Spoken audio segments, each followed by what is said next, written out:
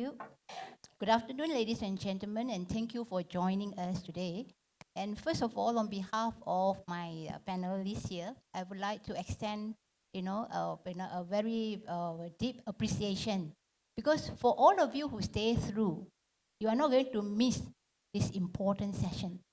You know, and logistic, maritime, and also supply chain are very key to making a lot of things happen. And today we actually brought for you a group of distinguished experts. Some of them are in the business, running the ports. Some of them are teaching their students, the academician. And I'm from the government sector. So today we have got a combination of government, the ports, the universities to share this session. Yeah. So let me quickly introduce my panelists. Today we have Encik Muhammad Derick Basir, the CEO of Johor Port.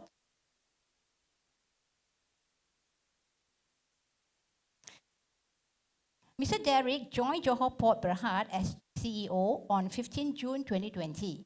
And prior to joining Johor Port Berhad, Mr. Derick was the CEO of Senai Airport Terminal Services, Tanjung Berhad. So Derick has both the airlines and also the maritime experience. Yeah. So, and he had also served with the other MMC group of companies, such as the Penang Port, Tanjung Berhad, the Johor Port, and the Port of Tanjung, Pelepas. And our second speaker here today is another expert from the port, Mr. Prakash Thurairasasingam, and he is currently the head of commercial for Pelabuhan Tanjung, Pelepas, Tanjung Berhad. Okay. Prakash holds a bachelor degree in information technology from University of Southern Queensland, Australia, and a master degree in business administration from the Nottingham Trent University, UK. He joined the company way back in December 1999 as an IT executive and was subsequently appointed as a head of commercial in April 2016. Yeah? And prior to joining PTP, Prakash was with the Westport. Yeah? And at PTP, his early involvement was the setting up of operation systems, following which he was assigned to the commercial team, with the key task being the transition of large liner clients. He was also seconded to Johor Port, which is a multi-purpose port specifically to develop new port-related projects for the shareholders. Yeah, and our third speaker is coming from the academy. We have here Professor Technologist Dr. Muhammad Zaly Shah from the University of Technology, Malaysia, UTM. Prof. Muhammad Zaly Shah is a professor of transportation planning and logistics at UTM, and he obtained his Bachelor of Science in Industrial Engineering from Bradley University, USA, and both a Master of Science and PhD in Transportation Planning from UTM. Currently, Prof. Zaly is the Deputy Dean, Research, Development and Innovation, Faculty of Built Environment and Surveying at UTM. And this is very impressive to me. Yeah? He's also the director of the Center of Innovative Planning and Development, which is a UTM Research Center of Excellence, focusing on sustainable city planning and community. Okay, without further ado, perhaps what we can do is, you have a long day today, right? And this is the 5th session. I can see some tired faces, but I do appreciate you for staying through with us. So what we are going to do is, for this session, we are going to be more interactive. We won't bore you with slides. Okay? Rather, we want you to hear us. Right? So what we can do is now, I just set the stage for discussion before I invite the panelists to share their views, on some of the issues and concerns. Yeah. So before I get the panelists started, we will have a Q&A session after all the panelists have spoken. So for participants having questions, please hold your questions until the Q&A time. All right? That will be for better time management, so that we don't have to go back late. Yeah.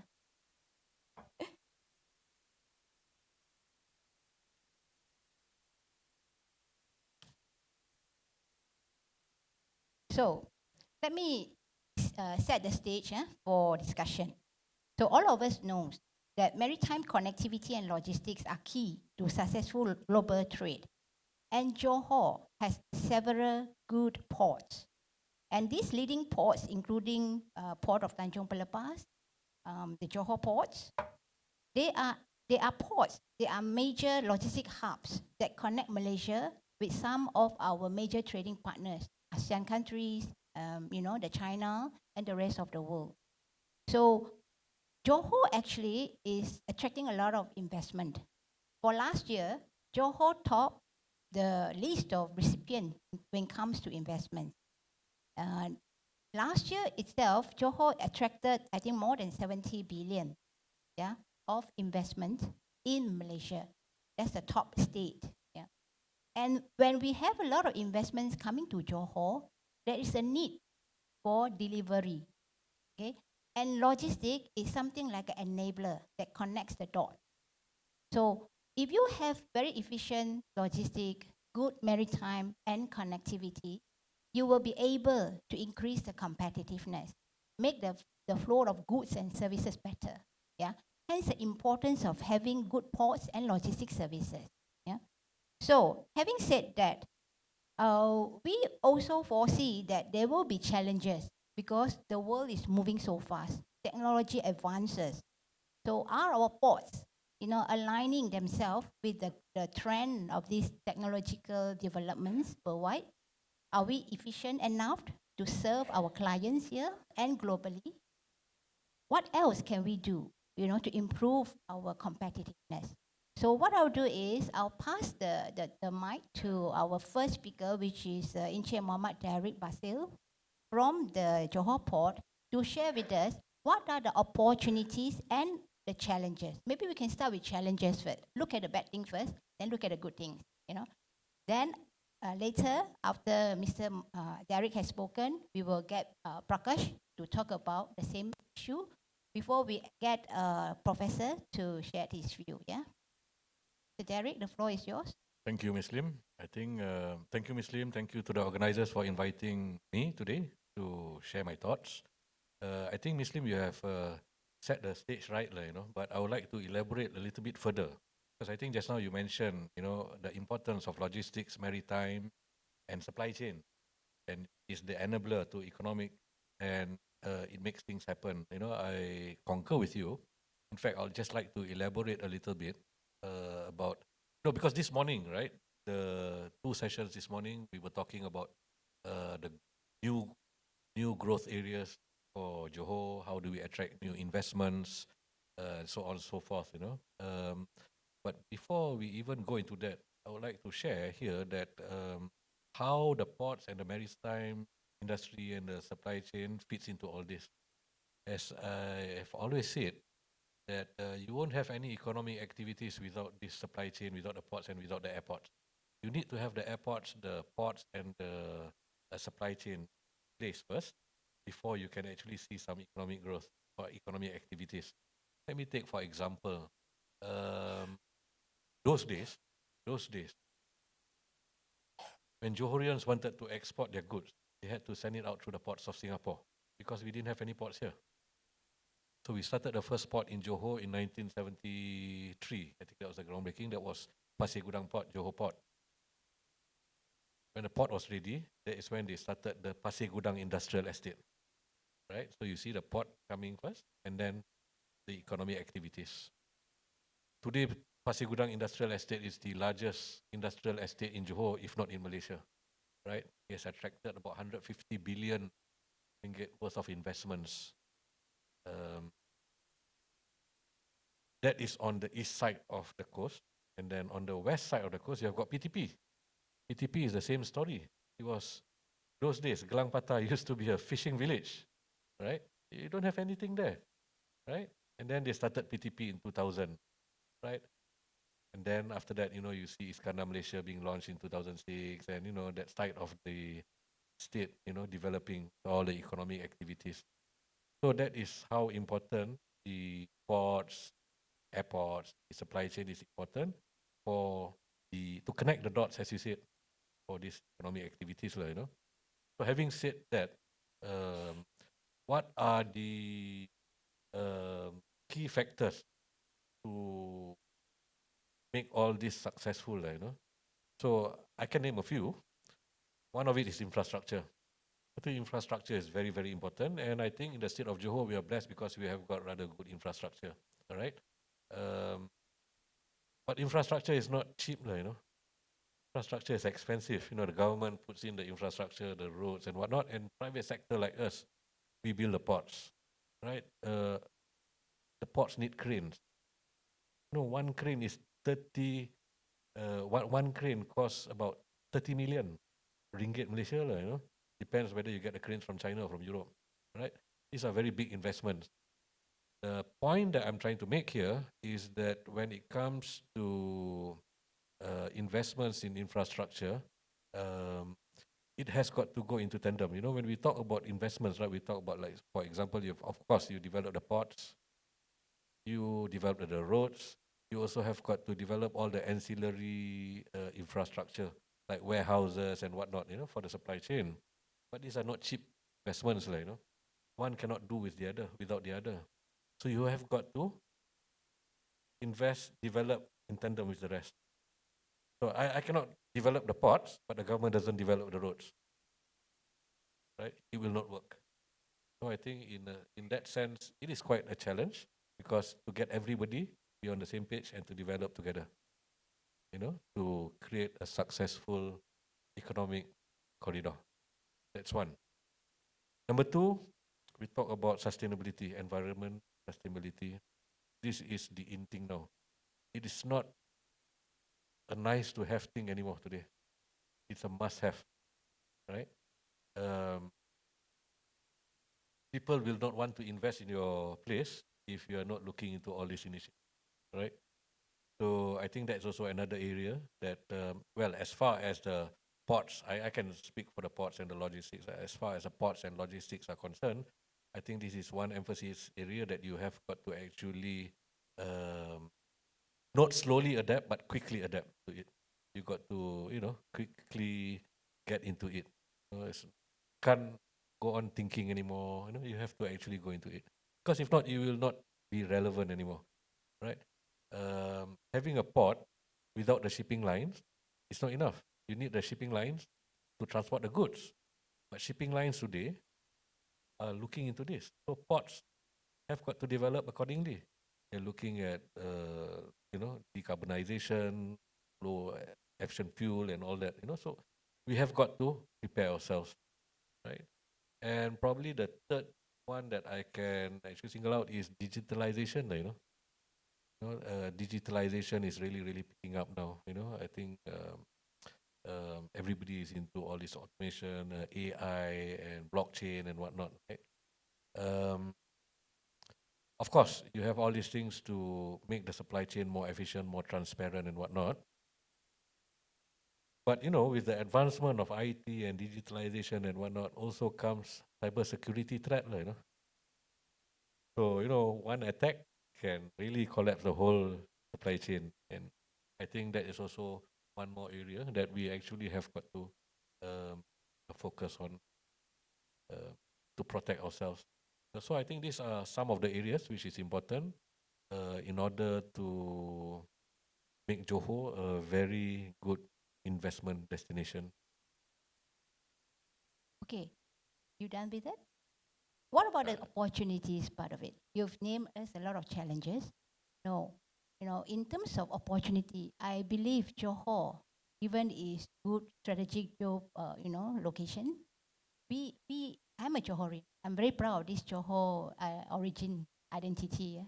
So what can we do to really leverage on the port's assistance already here, and maybe good maritime connectivity and those infra and the IT and technologies that we actually invested. What are the opportunities that you see the ports can? You want me to answer me or you want? Okay, what I'll do is, since we've got two ports here, Johor Port and PTP, perhaps PTP take that question.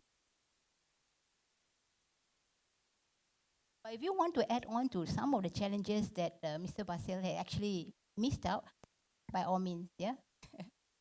Thank you once again, Ms. Lim. Thanks for the organizer for giving us an opportunity to talk here today. Right? Well thought, well articulated, my colleague Derick, and we were actually former colleagues, started off together. Some of the points that Derick has mentioned is always relevant even to the scale of PDP. But I also like to add a few more other things which is also relevant not just to maritime, but in general to all the other industries. We had the education segment just now, which was very interesting. One of it is talent retention. We felt that in the port environment today, one of the biggest challenges I can say, basically infra, everything else you can buy. To be fair, most ports can always boast themselves and say that we have got the best infra because all that is money, right? You can purchase it.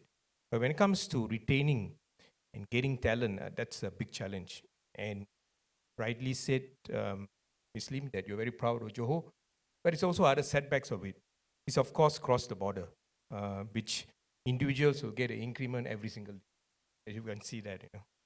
So we face challenges in terms of getting blue-collar workers is because of the scale or the proximity towards Singapore itself. And that's a very big challenge.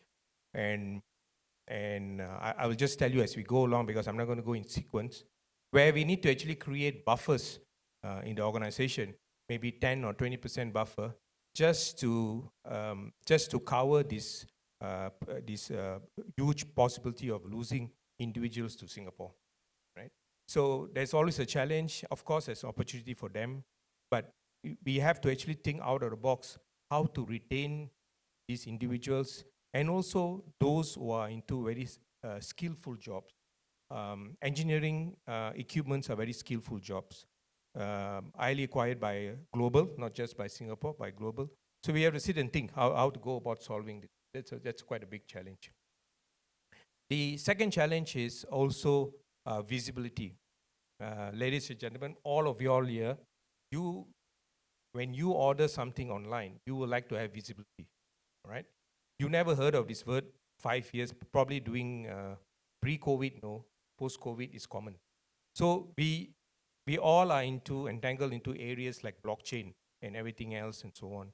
So Mr. Derick has mentioned just now about digitalization, but going into the old process where supply chain has to have some kind of visibility, whereby it's not just the port, the challenges here is to work with various entities, IBMs, the platforms, the shipping lines, and we all have to talk the same language here. Because once we don't talk the same language, then there is no visibility.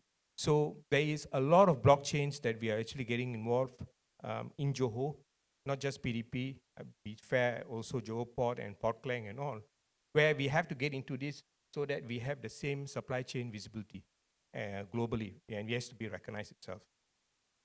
The other thing is that you don't see from where you sit now is the interruption of port operation in China. First of all, why am I talking about China? It's not important to us. But PDP is unique. 90% of our cargo is transshipment. So when China sneezes, we'll get the flu. So there will be a huge interruption in the entire supply chain when China has got a weather problem, which they have every year. China has also got a surge and a demand, or a peak and surge, or draft, whatever you call it, and we get the consequences of it. There's only certain things that you can build in infrastructure. Infrastructure is infrastructure. But how to work around the infrastructure? You can't be building more berths, more terminals, more berths, just to have to cover this chain of event that is a huge disruption. So this is where the challenges is. But to be fair, I'm not going to talk about opportunity because I will leave it to you and then let Derick talk about opportunity and then we can go along on that. Thank you. Okay. Maybe what we do is we will, to be fair, each of them must speak, right? So Prof, maybe share your thought on what are the challenges, and maybe if you can also talk about a little bit on the opportunity side. From your point as an academia, a representative from academia, and tell us, what do you feel that we should do to really overcome some of the challenges? Slim, thank you.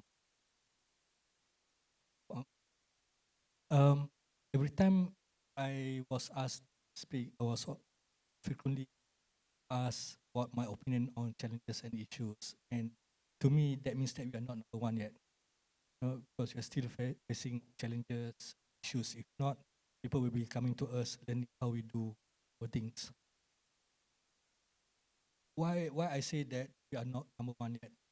It just look across the streets. In fact, recently I was appointed by Kementerian Dalam Negeri, Ministry of Home Affairs, to study the congestion at both CIQ complexes in PSI and KSA. And you don't have to be rocket scientist to see that there are a lot of container movements from Malaysia going to Singapore. That means that Singapore is still a threat. Second is that according to various reports, we are not number one yet. According to review on Maritime Transport Report 2022 by ANTEC, our performance, Malaysian performance have fallen from being number 11 2019 to number 20 to number 18 2022. So there are a lot of things that we need to settle. But I'm an optimistic guy. I look at things being half full rather than half empty. Looking at the opportunities, both my fellow panel members have talked about the challenges. Looking at the opportunities, I can say that you can determine the opportunities until you understand the hinterland economy. Until you understand how the hinterland economy reflect or respond to global economy. We have seen this in 2020 to 2022 when we face COVID-19. When the hinterland economy stops, nothing being manufactured, nothing is being produced. We have ships not moving, containers not coming. So we have to understand that. We have to understand that. How far we understand that. I always talk about insights create foresight. This is the thing that the maritime industry, logistic industries, the supply chain industries must do, must understand, must evaluate, read their data in order to understand what is happening now so that we can determine what would be in the future. Being able to predict allows us lead time to respond.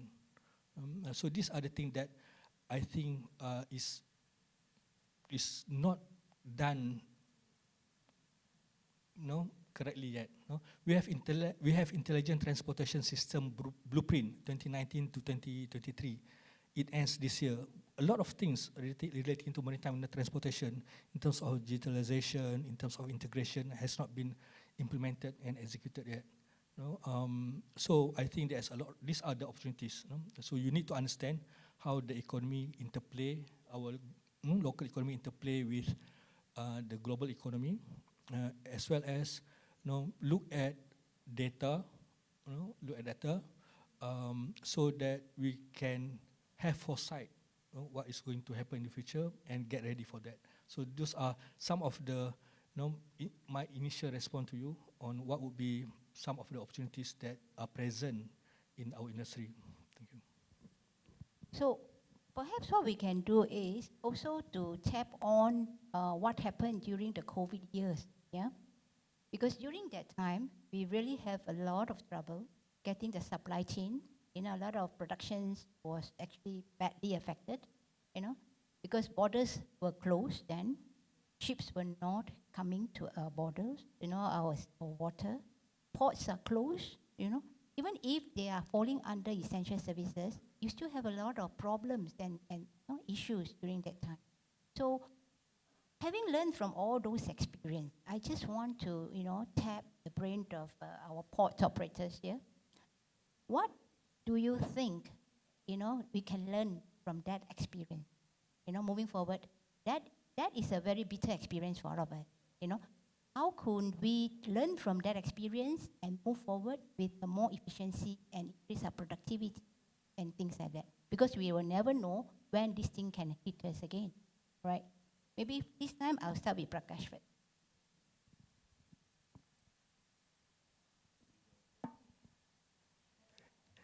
Yeah, I will look at it in a different angle because we actually had the highest throughput in our entire history during the COVID-19, right? That's surprising. So I'll tell you why. And the interruption created opportunity. Everything in life, there's an opportunity, right? There's a problem, there'll be an opportunity. So during the interruption, most ports globally closed, except for us. We were working 24/7, and we had the manpower, or we call it gangs, that means the manpower for the cranes. We had the manpower without any interruption. Now the question here is, why some can do it and why others can't do it, right? I mean, that's the question. So again, first thing is, we are blessed is because there's a lot of support from the government and the government agencies during the COVID-19 to actually put us in the loop of essential services, also to help with us and hold our hands how to go about doing it, right? But everything is not just all rosy pictures and so on. We also have to educate the government because Singapore managed to do certain processes, and here we say we can't do it. So there is some plus minus both sides. There's an education give and take policy between both sides. And the government was very fast towards it, but as I said, we had to hold hands together, so that was good.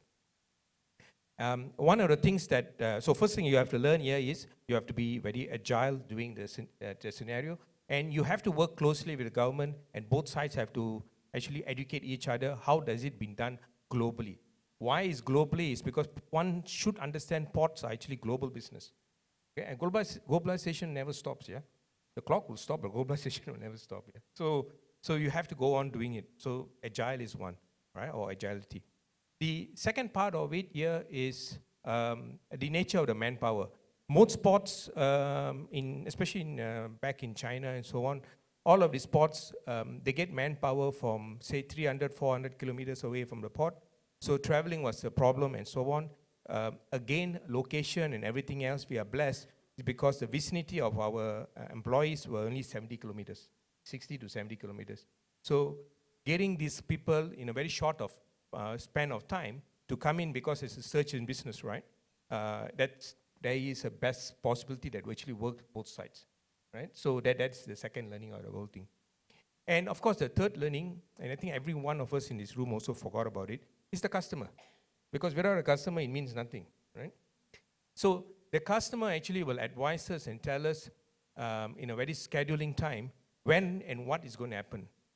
Those who are not familiar with PDP, and I can see some of my current and future clients are also here, we have got a free zone activity, and we have got an investment of nearly 3 billion ringgit of free zone, thanks to Maida again, who helped us a lot with it in the past. Maida secured us to help us secure Volkswagen in PDP for the regional spare parts distribution center. And many more. And many more, yes, of course, and many more. So we have all of this assistance where Maida, the customers, where we actually speak to them and said, what are the challenges? Because there is no one formula during COVID. You have to work around it. And a lot of people fail to understand because some people or some divisions and government agencies became a little bit rigid. But again, we have to tell them that it doesn't work in this part of the world and this one and so on. And to be fair to them, they don't have the visibility of what's happening the other side of the world. We only get from the customers. So joint working effort between both, it's the biggest success that I can see.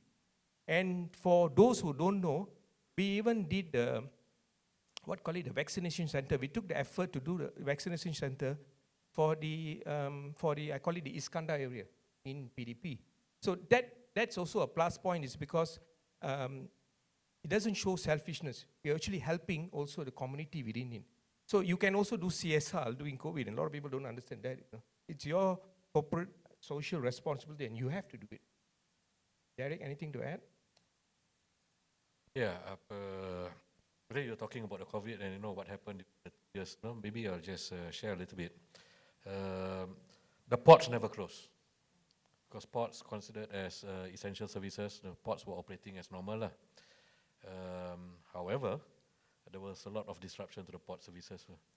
In terms of, as I said just now, you just have a port, it's not enough, you have got to have the shipping lines, right? But we noticed that during the COVID, because of whatever was happening around the world, so there are instances where shipping lines skip your port, or we call it omissions, blank sailings. That means, what it means is that the shipping line, which is supposed to make a call at your port, doesn't come, right? For so many reasons. There was also shortages of containers and whatnot. Okay, so all this happened during the COVID, and more importantly was that it was a very tough time for me, to ensure that the disease would not, or rather the COVID-19 does not spread within my port. Because it's very contagious, right? So, you can imagine that you have got people planning for the vessels, right? And they sit close by to each other in one room, right? So one person gets it, it's very highly likable that the next person, and I cannot risk these crucial operations to be down, right? So you have got to be flexible. So during the COVID, what I did was actually allowed my guys to do the planning from home. Okay, you plan for the vessels, but from home. So we provide them with all the equipment, the IT, internet, and whatnot, so that work can continue. If there is one lesson that I've learned from the COVID, is that you can't continue relying on manpower. Because a port, traditionally, you need, I employ about 1,500 people directly under us. And then within the port community itself, I think there's another 7,000 to 8,000 in Johor port. So one thing that I realized is that, when such a thing happens, right, you can get screwed, if the manpower is not there, right? So what is the learning that you can get from there is automation. I wish a lot of my processes were already automated at the time, but it was not. So, it's if there's one lesson that we can learn, I think, we really have got to seriously look into automation in case such a thing happens again in the future, right? I think you cannot continue relying on manpower, and also the cost of manpower increases over time, right? Just to give you an idea, after the COVID, the cost of manpower has increased by about 30%. Yeah. So, things are getting more expensive. I think there will come a time. People used to say that, Malaysia doesn't need automation yet because the labor cost in Malaysia is still manageable. But I think it's just a matter of time before, it will come to a stage where you do the maths. I think automation will be cheaper for you in the long run. Yeah, I think that's one lesson. If you ask me, I think that's one that has come out from this COVID-19 pandemic. Yeah. Actually, I totally agree with you. Automation is the way forward. This is what we are also encouraging for the industry sector. So we actually, through MITI, we have launched the Industry 4.0 to encourage the manufacturing sector to move towards automation, digitalization, and things like that. Now, just to share with you, just now we heard how the ports actually survived through the pandemic period and the learnings that they've got. And I think way forward, they are going to go for more digitalization, automations, and increasing their productivity and efficiency. Now, in the government sector, maybe some of you don't know what MIDA is doing, yeah? Maybe just give me a little bit of marketing time, if you allowed, yeah? No, MIDA is actually the Malaysian Investment Development Authority, and we are actually a statutory body in charge of investment promotion and industrial development. So to us, the industrial development part is very important, okay? Because when you have a developed industry sector, it actually has a lot of spillover effect to the whole economy, all right? And if we do not have efficient maritime and logistics support there, things will not happen. So our efforts of bringing investment into the country, to develop the industries, will not be realized, easily. Hence, we are actually, working hand in hand with logistic providers, with ports, with maritime, with many peoples, that are actually part and parcel of the whole industry ecosystem. Yeah, and we have 21 overseas centers. Some of our overseas centers who do share their comments and also gather some policies, implemented by the areas of coverage. Yeah, and we do a lot of policy advocacy work. When I recall during the pandemic time, actually MIDA, our officers, we work 24/7. I'm not bluffing you. We divided our officers into 3 shifts, So we work 24/7, to help to give the approvals for the industries to get the permits, to operate. Yeah. So we have our war room, they call it. The war room is in Miti, and we send batches of our officers by rotation, and we also walk the extra mile, because when we know that investment will not flow in during that closure time, because borders were all closed, and traveling get restricted. So the extra step that we have taken is that we took a proposal to Ministry of Health to ask them to allow us to open a Business Traveller Center, BTC, in KLIA.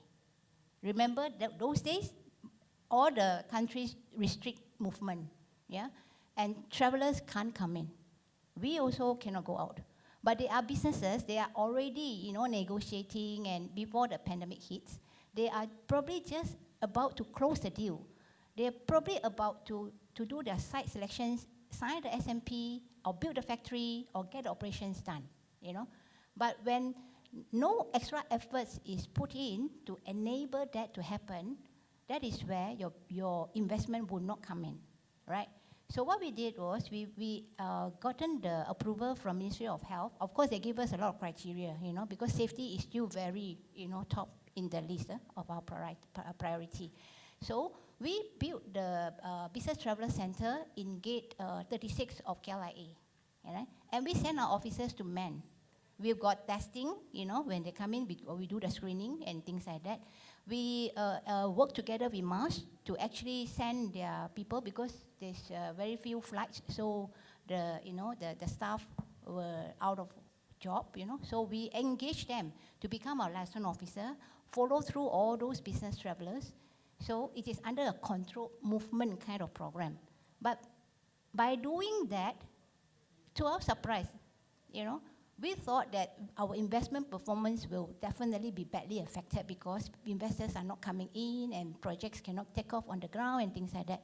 But to our surprise, 2021 was the highest ever recorded approved investment performance that we have got, And I think to a large extent, I think that is because of the Business Travel Center.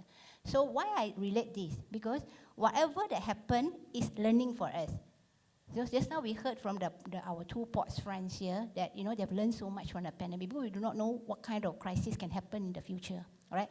But the important thing is we must always get ourselves prepared, So now back to our Prof. Zaly. Can you share with us, because you are running the UTM Research Center of Excellence, and you're focusing on sustainable city planning and community.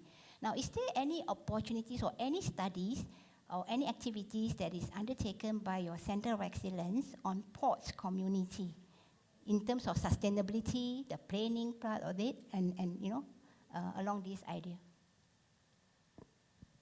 Thank you. I'll answer that question, and then I'll add a few more, not questions, but a few more thoughts. Regarding port and its relationship with the community, actually, the activities in the port has a lot of influence on surrounding vicinities. If you're talking about the effect on the community, the movements of trucks going into and out of the ports affect the road level of service, because trucks move slow, it consumes road space, therefore we tend to experience more congestion, more longer travel time, in and around the vicinities of ports and industrial areas. So it affects the travel quality of the people living in that area. The other thing that now we are starting happening a lot and as being considered as a big issue to the local authorities are the illegal parking of heavy vehicles in the neighborhoods. Due to the delay in processing at the port, some of these trucks need space to stop and before their time is up to go to the port. One of the things that they resort to is parking their vehicles in the neighborhoods. So this create safety issues to the people living in the areas, not mentioning the effect on road surface, because they are heavy vehicles, they are not meant to go into neighborhoods. The roads in the neighborhoods are not meant to support the load of heavy vehicles. Okay. They create safety risk to people living, school children, for example. They give out air pollution. Yeah?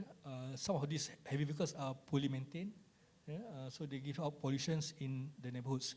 So these are some of the things that I think the ports should be cognizant of, and understand that they have some implications on the livelihood, the quality of life of people living in the areas, and therefore I was very interested and was happy to hear when Prakash mentioned about CSR. We hope to see more of this, and as well as the active participation of the ports in the management of cities. Work together with the local authorities and see how you can help, you can improve your services so that the negative impact of ports can be lessened, so that the people live and have better quality of life. That is the response to your question, Muslim. However, I would like to add something about COVID-19. You were talking about COVID-19. COVID-19 actually is not everything bad. I think one thing good that came out from COVID-19 is the understanding of people who never know the importance of logistics before. We can say that we all here, breathing the air, having the opportunity to sit here, is because logistics have played its role. It's effective. Now, if the vaccines were not transported on time, the people are not moved to the hospitals effectively, then some of us might not be here. That is also the time when people understand that they don't have to go out to shop. It gives birth to the concept of online shopping. Everybody is doing online shopping now. And to me, that is good because now people are very critical of logistical services. Now, if you purchase things from Shopee, for example, you know that you can track the movement. First mile, last mile. When it was shipped, when it reached the warehouse, and when it is going to be delivered to you. So people now are very critical of logistic services, the quality of logistic services. That should put pressure on the logistic services to perform better. I was amazed, why can't we have next day delivery in Malaysia? Malaysia is such a small country as compared to US. People can buy things from Miami, from a seller in Los Angeles, across the country, and get it delivered next day, before 10 a.m. We sometimes can get it faster from China than from Penang. Living in, I have experienced this. Why can't we have that next day delivery? So these are the opportunities that are present. So I think what is important now, we need to understand that port is just a chain, as a link in the entire supply chain. Whatever port is doing can only affect up to a certain level until you realize that everything is integrated. Now you have to work as one very well oiled machine in order to provide such good services. Therefore, port cannot work in silo. Port should work with the communities. Port should work with the local authorities. Port should work with the service provider, logistic services. So these are the things that I think need to be looked at seriously. We have been looking at it, but I think there are opportunities for improvements, and I would like to end at that, to challenge the industry to work together better, using whatever technology that we have. Okay, thank you, Prof. So I think in the interest of time, our panel will just stop here, but I would now like to encourage the participants to ask questions. Okay, if you have any questions, just raise your hand, go to the mic, yeah, and then just tell us who do you want to address the questions to. Yes, please.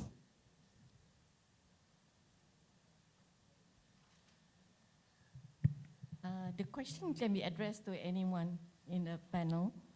I would like to say that Johor is strategically located at a very interesting position, having both two large global maritime lanes, Straits of Malacca and South China Sea. And in Johor itself, I think we have 3 or 4 ports, right? Only 2. I see. Okay. So going forward, I saw that you have some issues on the automation and talent. So going forward, how are you going to manage these 2 critical areas so that you can position yourself as like in the good ports of Europe and the US? Anyone can answer? I think that is best answered by our ports friends. So let me take the automation first. So on the automation side, what we have done, again, taking the cue from Derick, yes, the manpower is still cheaper compared to automation because it's a huge investment. But on the long run, rightly pointed out by Derick, if you do your maths, you will have sustainability. I think that's the key word. And then you can actually see your returns on investment. So we have actually done automation on something called prime mover. And people, I'm using a little bit of jargon here. So prime mover means the haulier or the truck that carries a container from the wharf or after it's discharged from the vessel to the yard where the container is kept. So it's actually called autonomous driving, which means there is no man. It's actually been done through a GPS system where we're working with a particular manufacturer, and we have already started doing the pilot run, and it's working well. And as we speak, actually we have got a board of directors meeting very soon, and we're going to show them about this autonomous driving, where we are now. Now, that one, just to give you the equation, and it's very interesting for me to share this, a truck costs you about 300,000 ringgit, the one in the terminal. The automation or the autonomous driving trucks is about 800 to 900,000 ringgit. So can you see the cost difference between both sides? But again, I won't have any manpower issue. I won't have any all the strugglings and whatever you are going through and so on. So I'm not saying that we are going to go 100% automation. I think Derick will agree on that. But there will be a very hybrid approach between both, because we need to balance between both, right? So that's on the automation side, and as we speak. On the talent, a good question, and the right question actually. So on the talent side, we are working with various universities, including some universities in Johor, and also with various government-linked companies, where we're trying to actually retrain these guys and keep them in our package itself. Sorry. So one of the things that we are doing is also, I'm not talking about paying extra money, but being very neutral. And these guys, the drivers that we are talking about, they actually get some kind of bonus on a daily basis, because this is where digitalization comes in. They have got apps that they can actually see after every shift what will be their immediate payment or payout for the day itself. So that is one. The other thing I would like to share, and this is very important, we have got about 250 ladies who are driving trucks in my port, right? And thanks to our CEO, Mr. Marco, who is a big fan of this. And what he has done is we have brought a lot of single ladies from the village and a lot of ladies around Johor, 250 of them. I can tell you, they can drive even better than the men. Lesser accidents, all right? More dedicated than anybody else. Not just because there are ladies here, but it's a fact, all right? So, and they are here to stay, all right? So, and their numbers are increasing. So we are, I think, one of the first one in the country itself to have that number of lady drivers in the terminal. So I'm not just saying about talent in terms of what, but I think ESG we all speak and brag about, but we have to practice it as we go along. So this is some of the things that we are doing. You want to add anything, Derick? I don't have 250 truck drivers who are ladies, you know. But we have got crane operators who are ladies. You know, those huge cranes, the RTGs, the QCs, I've got ladies operating them, you know. Not many, because I don't have many cranes. To put it in perspective, because ours is a local port, we have got 9 cranes. PTP has got, I think, something like 44, 50, 60 cranes at the moment now. Yeah. Okay, but I would just like to touch a little bit on I think Prakash has spoke about the automation, right? And I think they have advanced quite a fair bit, you know, in terms of this journey towards automation and whatnot, in terms of PTP. I would like to just touch a little bit on the talent, right? Just to share with you, within Johor Port, we have set up, it's not a subsidiary company, but it's a department. We call it the Johor Port Skills Center, okay, JPSC. So JPSC actually provides vocational and industry training specifically towards the port industry. We work with the government, we work with some universities like Universiti Tun Hussein On in Berhad to train people and get them ready to serve in the maritime and ports and logistics industry. So that is one effort that we are taking. Secondly is we have got a program with UTM, an endowment program. We have contributed, I think to date, about 8 million. Jangan discount cap, Doc. In 5 years. The whole program is about 10 million. I think to date we have contributed about 8 million towards the endowment fund. You know, this is also part of the efforts whereby later on there can be professionals that we can channel from the university, you know. And besides that, as I think in the earlier sessions, I think we talk a lot about retaining talent and whatnot. One thing that I would like to point out here, you know, I think we talk a lot about the close proximity between Malaysia, Singapore, and we shouldn't, we should complement each other and whatnot, right? But I think in terms of the talent, right, just to share something here, you know, the moment the borders open, you know, after the COVID, the moment the borders open, I lost, I think, about 70% of my truck drivers to Singapore. So you know, it's all about competitive pay, you know. We are made to understand that, you know, as a waiter in Sentosa Island, you can get paid about 3,500 Sing dollars, right? 3,500 Sing dollars, that is, in today's exchange rate, is about Times 3. what the times are, 12,000 ringgit, something that a waiter in Malaysia can never, ever dream of, right? So you've got migration of workers going to Singapore. Eventually, automation will address that, right? But all these trainings that we do is actually to churn out the manpower, you know. Yeah? And earlier on in the sessions that we talked just now, we have got universities in Johor, right? We've got all those universities. Okay, they will probably not provide this industry or vocational training, but on the professional side, on the executive side, that is probably where the talent is all going to come from, right? Okay. Any more questions from the floor? I think we can allow one last questions. Yes, please.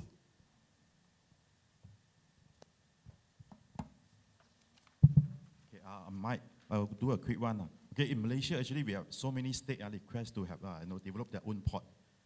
Like in Muar also, we want to have a port, in Malacca Gateway also. So like even up north, Yen also, like to Bali.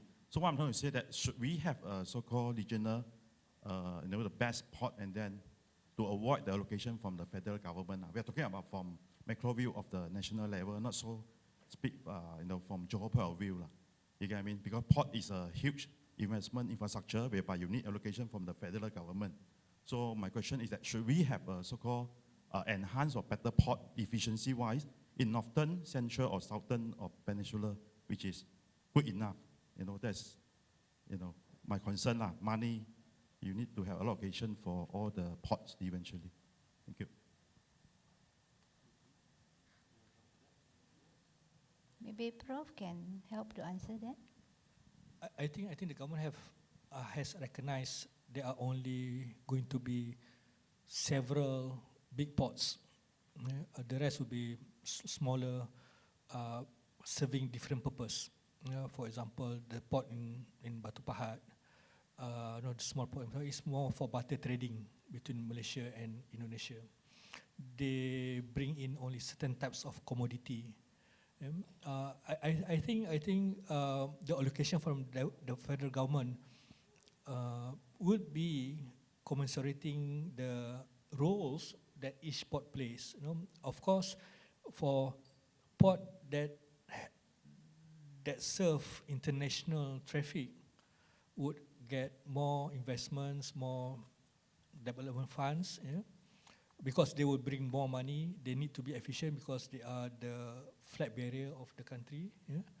So I think there is no issue about the federal government allocating the right amount of money to the ports. Also, now we have seen more and more private companies investing into ports. In fact, I think all ports in Malaysia, all big ports in Malaysia are privately owned. Privately owned. So the amount of money that the government spend on development of water interface, the interface infrastructure between water and land, can be spent more on ports for specific purpose, for passengers. They are not called ports actually. They are not ports. They are more of jetties. And they come under the jurisdiction of certain government agencies like the Department of Maritime. So I think there is no issue about allocation. And these ports, they look at different funds anyway. The investment coming in is from different groups rather than relying solely on government. I think if government wants to develop a new port, the government will have plans only for certain years. Then the ports should be self-financed, self-sustained after and be passed over to the private sector. Okay, one last question.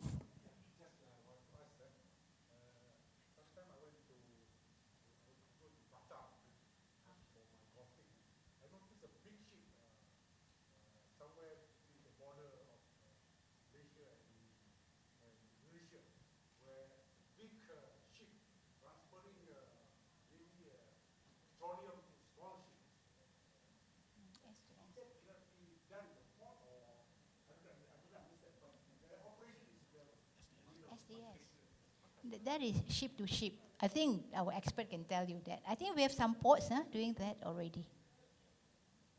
We have about 13 nautical miles in terms of our borderline in the port.